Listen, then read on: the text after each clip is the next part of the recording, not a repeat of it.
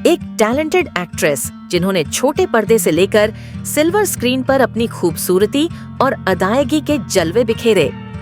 यह एक बेहतरीन अदाकारा होने के साथ साथ एक गायिका, क्लासिकल डांसर और फेमस पॉलिटिशियन भी रही।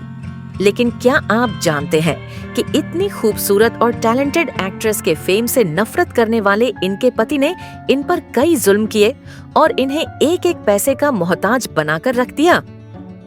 क्या आप मानेंगे कि पर्दे पर द्रौपदी का किरदार निभाकर चीरहरण की कथा को जीवंत कर देने वाली इस अभिनेत्री की रियल लाइफ में भी ऐसा इंसिडेंट हुआ जिसमें सड़क पर हिंसक भीड़ ने इनके साथ न सिर्फ छेड़खानी की बल्कि इनकी इतनी बेरहमी से पिटाई की गई कि इनका 2 बार ब्रेन हेमरेज हुआ और बहुत मुश्किल से इनकी जान बच पाई। ऐसा क्या हुआ कि इतना नेम, फेम और पैसा कमाने के बावजूद इन्होंने 3 बार अपनी जिंदगी से नाता तोड़ने का खतरनाक कदम उठाने की कोशिश की?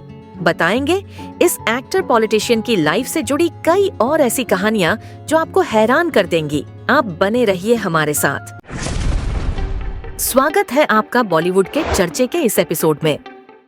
साल 1988 में दूरदर्शन पर बी.आर. चोपड़ा के एपिक टीवी शो महाभारत के टेलीकास्ट के बाद इस शो का एक एक किरदार पूरे देश में हर घर में पहचाना जाने लगा। श्री कृष्ण से लेकर पितामह भीष्म, अर्जुन, भीम और दुर्योधन जैसे मेल कैरेक्टर्स के बीच प्रेजेंस था इस महाकाव्य की सबसे स्ट्रांग फीमेल कैरेक्टर द्रौपदी का। और यह नाम लेते ही आज भी हमारे जहन में जो चेहरा उभरता है वो है रूपा गांगुली का। तो आज का हमारा यह एपिसोड इसी बंगाली ब्यूटी के नाम है, रूपा गांगुली। वैसे तो एक्टिंग फील्ड में पहले से एक्टिव थी, लेकिन द्रौपदी के रोल के बाद यह करोड़ों भारतीयों के घरों में फेमस चेहरा बन गई। लेकिन इसे संयोग कहें या बदकिस्मती कि जिस तरह एक असाधारण स्त्री होकर भी द्रौपदी ने अपने जीवन में बहुत कष्ट झेले, उसी तरह पर्दे पर द्रौपदी का किरदार निभाने वाली रूपा गांगुली ने भी अपनी पर्सनल लाइफ में बहुत दुखों का सामना किया। रूपा गांगुली का जन्म 25 नवंबर 1966 को पश्चिम बंगाल के कल्याणी में हुआ था। इनके पापा का नाम सुरेंद्रलाल गांगुली और मां का नाम जूथिका गांगुली था। इन्होंने अपनी शुरुआती पढ़ाई बेलतला गर्ल्स हाई स्कूल से पूरी की और फिर कोलकाता के जोग माया देवी कॉलेज से साइंस में ग्रेजुएशन किया। रूपा की खूबसूरती और टैलेंट को देखकर इनकी एक आंट ने इन्हें एक्टिंग में किस्मत आजमाने की सलाह दी। उनकी बात मानकर रूपा ने ऑडिशन दिया और यह पहली बार साल 1985 में रिलीज्ड फिल्म साहब में अनिल कपूर और अमृता सिंह के साथ नजर आई। इस फिल्म से रूपा ने एक चाइल्ड आर्टिस्ट के रूप में अपने एक्टिंग करियर की शुरुआत की। उन्हीं दिनों फेमस बंगाली डायरेक्टर विजय चैटर्जी रविंद्रनाथ टैगोर की स्टोरी पर बेस्ड एक शॉर्ट फिल्म निरुपमा बना रहे थे और इसके लिए उन्हें एक फ्रेश चेहरे की तलाश थी। रूपा ने इस शॉर्ट फिल्म के लिए ऑडिशन दिया और सिलेक्ट हो गई। यह फिल्म साल 1986 में दूरदर्शन पर रिलीज हुई। फिर इसी साल यह 2 और फिल्मों में नजर आई। पहली थी सौमित चटर्जी डायरेक्टेड बांग्ला मूवी स्त्री की पात्र और दूसरी फिल्म थी मम्मूटी के साथ मलयालम लैंग्वेज की इथिले इनियम वारू। इसके बाद साल 1988 में हिंदी सीरियल गण देवता में रूपा के काम की काफी तारीफ हुई। इसी धारावाहिक में इनकी एक्टिंग को नोटिस किया फेमस लेखक और कवि पंडित नरेंद्र शर्मा ने और उन्होंने बी.आर. चोपड़ा को महाभारत में द्रौपदी के रोल के लिए रूपा का नाम सजेस्ट किया।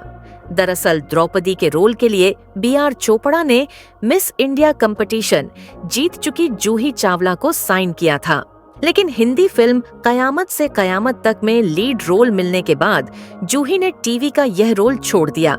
जूही के बाद द्रौपदी के रोल के लिए 2 नाम थे, साउथ इंडियन एक्ट्रेस रम्या कृष्णन और दूसरी रूपा गांगुली। क्योंकि रूपा की हिंदी रम्या से बेहतर थी, इसलिए यह रोल इन्हें मिल गया साल 1988 में।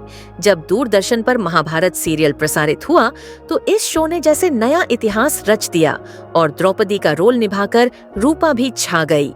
महाभारत के किरदारों और सीन्स को आज भी याद किया जाता है, लेकिन चीरहरण का सीन देखने वालों के साथ साथ उसे निभाने और शूट करने वालों के लिए भी बेहद टफ और कशमकश से भरा एक्सपीरियंस रहा। एक इंटरव्यू में बी.आर. चोपड़ा के बेटे रवि चोपड़ा ने बताया था कि उनके सामने चीरहरण के सीन को शूट करना एक बड़ा चैलेंज था। इसमें एक स्त्री के अपमान को भी दिखाना था और यह भी ध्यान रखना था कि यह अश्लील न लगे। शूट शुरू होने से पहले रूपा को पूरा सीन समझाया गया और इन्होंने अकेले में बैठकर सभी डायलॉग का रिहर्सल किया।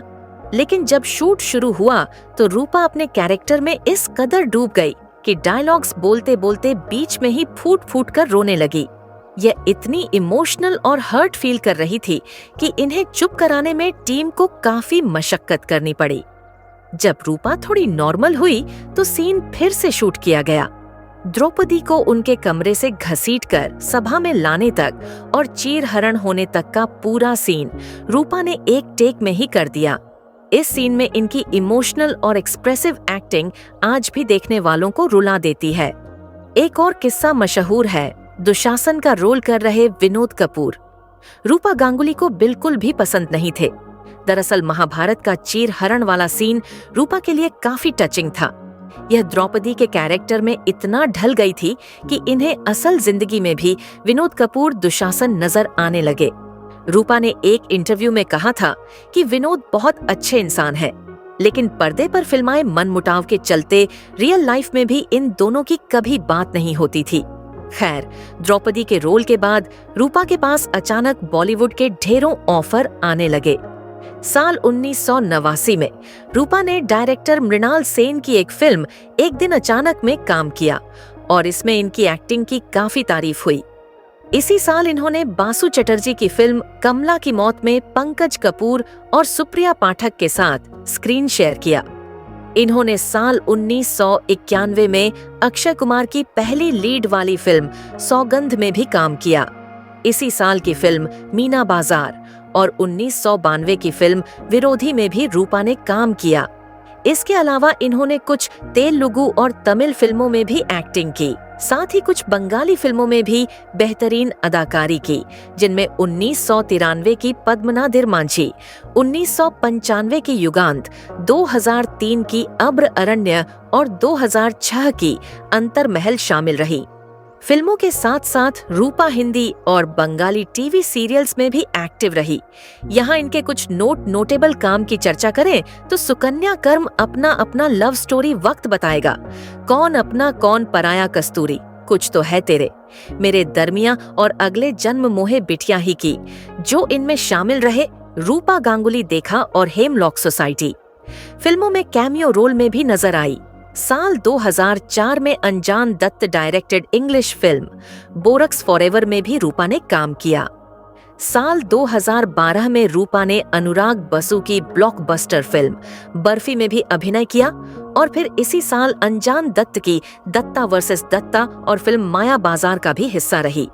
इसके बाद साल 2023 तक यह और भी कई बंगाली फिल्मों में एक्टिव नजर आई। आइए अब नजर डालते हैं रूपा की पर्सनल लाइफ पर। रूपा गांगुली ने अपने करियर के पीक पर साल 1992 में एक मैकेनिकल इंजीनियर ध्रुव मुखर्जी से शादी की, लेकिन इस शादी में जल्द ही रूपा के स्टारडम की वजह से प्रॉब्लम्स आने लगी। बताया जाता है कि इनके पति को इनके स्टारडम से जलन और इनसिक्योरिटी फील होती थी। इस बात का खुलासा खुद रूपा ने रियलिटी शो सच का सामना में किया था। इन्होंने बताया था कि एक एक्ट्रेस के रूप में इनके हाईएस्ट स्टैंडर्ड और स्टेटस की वजह से इनके पति इनसे रोज ही लड़ाई करने लगे थे, जिसके बाद इन दोनों के बीच दूरियां बढ़ती गई। अपनी शादी बचाने के लिए रूपा ने तब एक बड़ा कदम उठाया और फिल्मी दुनिया से दूरी बना ली।